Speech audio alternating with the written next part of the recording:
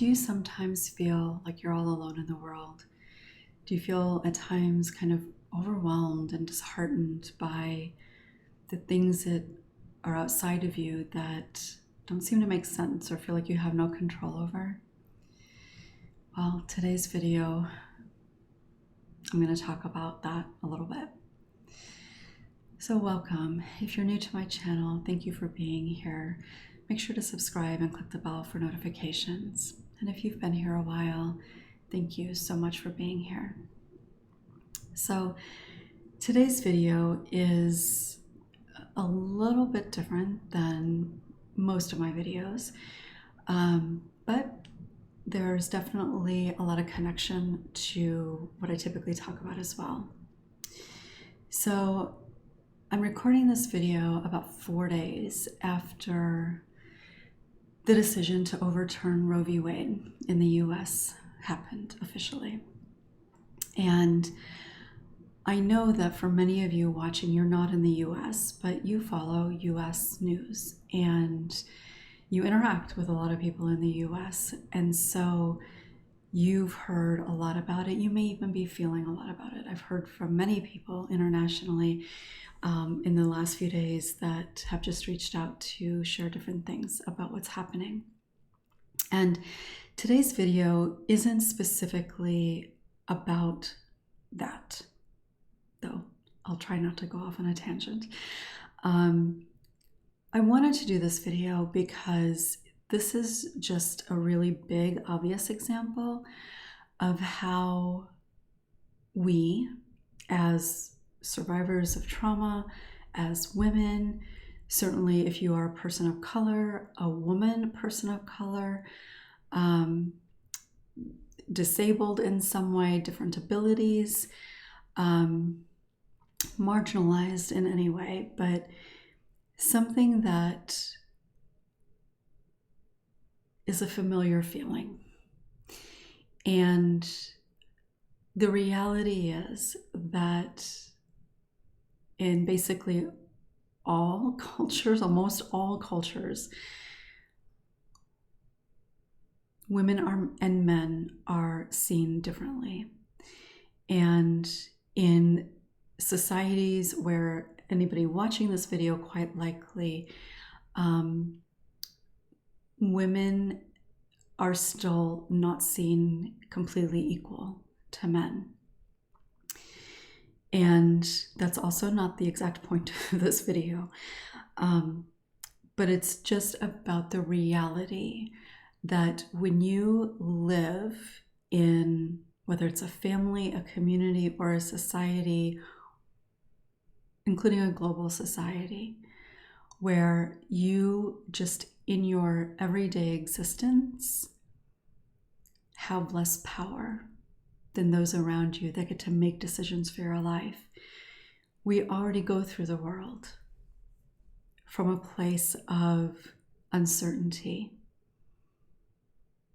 which can, for a lot of people, actually affect our sense of self, our sense of self-worth.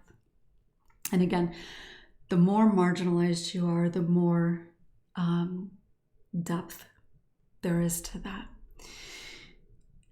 So what I want to talk about today is how this could impact how you're feeling, and how when you're feeling powerless, some things to keep in mind. So there's a lot that I can talk about in regards to this decision, and I may do that. But to be very clear, in case it isn't already, I am everything from enraged to feeling a sense of despair about this ruling, and everywhere in between, all over the place.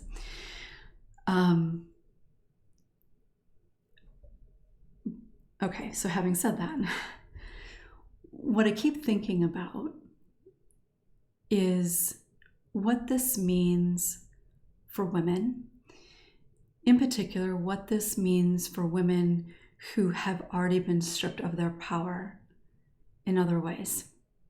And whether that was literally stripped of your power or it felt like you were completely powerless. And I think it's important to really recognize here that if you have experienced childhood trauma, particularly interpersonal trauma, you are powerless. Without a doubt, in those moments, at a minimum, you are powerless. But as a child, just generally, you're powerless in almost every way.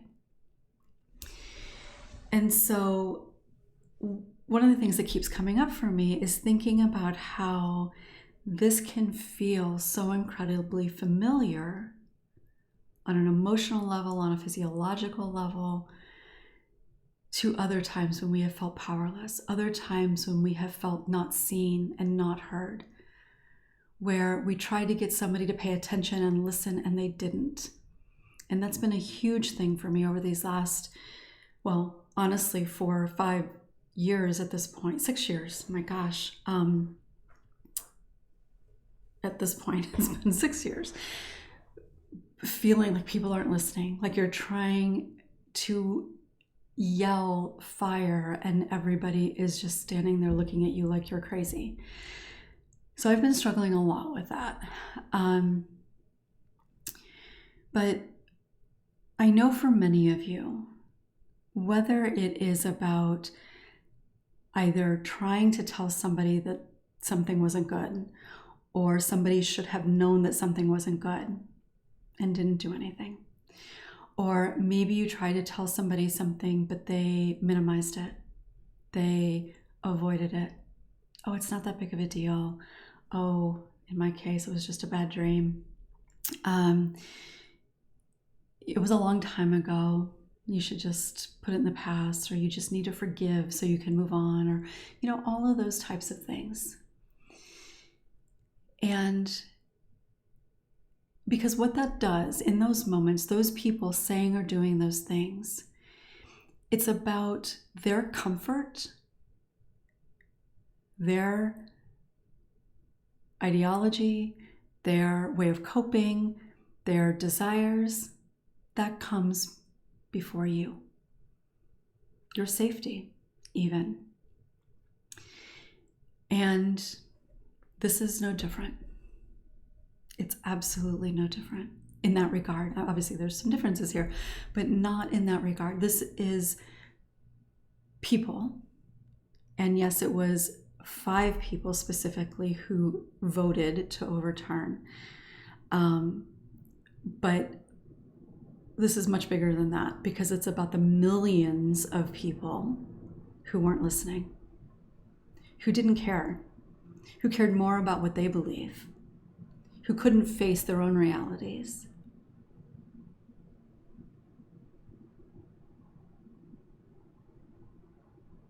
It's not much different. When somebody should have seen, when you tried to get somebody to pay attention and they didn't. So what do you do? And for most of you, hopefully that you're no longer in those situations where you are being abused still, or ever again. But there are still likely people in your life that you may want to say something to, or have a conversation with, or set a boundary with. Or maybe you, going back to the video I just did about sharing your story publicly, right? But you're afraid. So what do you do when people don't listen, or you feel like you have no power to change a circumstance? And the truth is, I don't have a very specific answer to give you. There isn't anything that I can say here today that is going to change that significantly for anybody. But there are some things that I think are important. And the first is knowing that you're not alone. Whatever it is, whatever you're feeling, whatever you're fearing, you're not alone. And whether it has anything to do with abuse or trauma or this ruling, or in the country that you're in, the struggles that you're having there, I know for many of you watching this, well, it's possible that you may not have this right. It's also possible that you may not have had this right very long and are fearful of what that could mean for you potentially down the road in your government. But knowing that you're not alone, it can kind of seem like just something to say to make people try to make people feel better. But if you've ever participated in any of my groups or group experiences, even like the Deeply Rooted workshop or something like that, there's a difference between saying to yourself, okay, I know I'm not alone in this, and being able to feel that you're not alone in it, right? And I hope for all of you, no matter where it's come from, that you've had an opportunity to experience that on a heart level, on a gut level, the knowing that you're not alone. So remembering in your body what that feels like.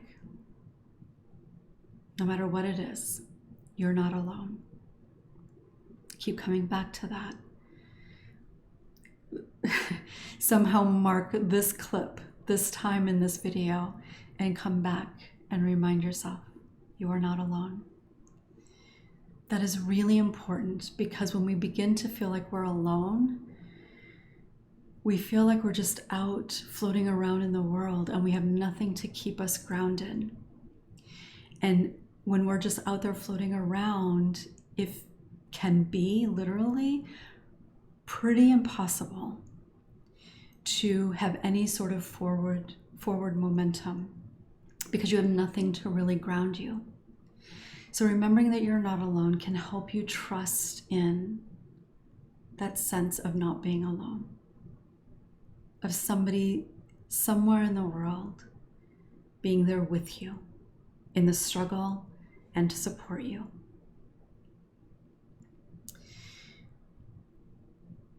If there are people in your life who, for whatever reason, tell you that what happened didn't really happen, what happened isn't a big deal, or somehow judge you for what you think, feel, desire, or have experienced,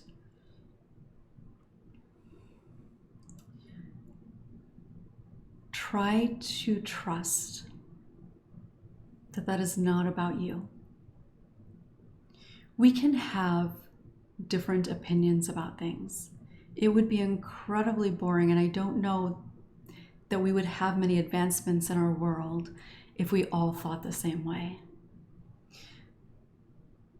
But there are things that I know for a lot of you that we go through in life that are not simply a difference of opinion.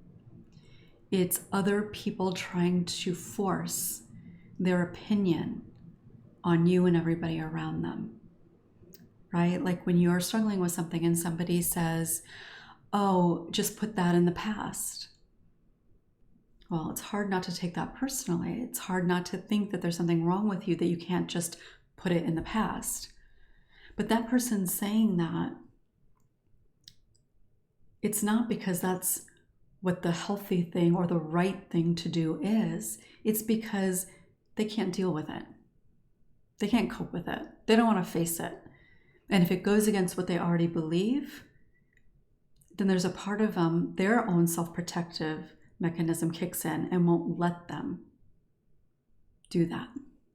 So whether we're talking about telling somebody that you were abused and them not believing you or minimizing it, or the right to our bodies taken away from us, and somebody saying, oh, but what about this, and what about that, and what about the Bible, and what about hell, and what about whatever. It's no different in terms of somebody else being very focused. It's not really probably the best word. So unable to see beyond their own belief and judgment to allow other things in. And I know many of you have had to face that in your lives as children and as adults, telling you it's not a big deal, You're overreacting. You should just forgive. The way that you feel is wrong. No. The way that you feel is not wrong or right. It just is. And when somebody else tries to impose their belief, their way of coping on you,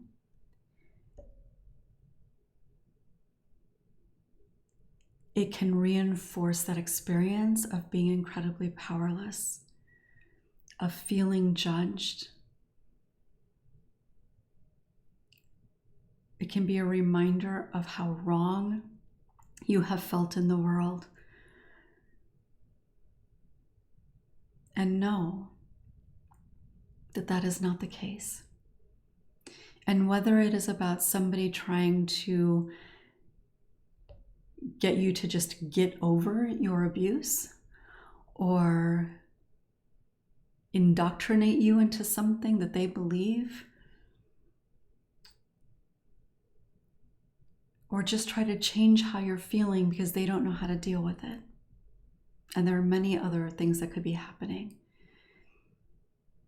It doesn't mean that you're wrong. And when it comes to trying to stand up, because I've heard from many of you, again, over the last 6 years, really, for different reasons, about, feeling like you don't know what to say to somebody, or you don't know how to begin a conversation. You don't know how to handle a conversation if somebody says or does something. This is a big part of the reason why I'm talking about this, because I know that this is a struggle for a lot of you. And so no matter what it is that you want to say, no matter what it is that you feel, you have a right to express that. And if you're still listening and you disagree with what I believe, I'm surprised that you're still listening, but thank you. Thank you for still listening. But if somebody happens to believe differently than I do, they have a right to believe what they believe. If that's you, you have a right to believe what you believe. And I also have a right to feel what I feel, to believe what I believe, and to do what I think is right and just. To give people the same rights, the same choices, to have the opportunities that they need to heal.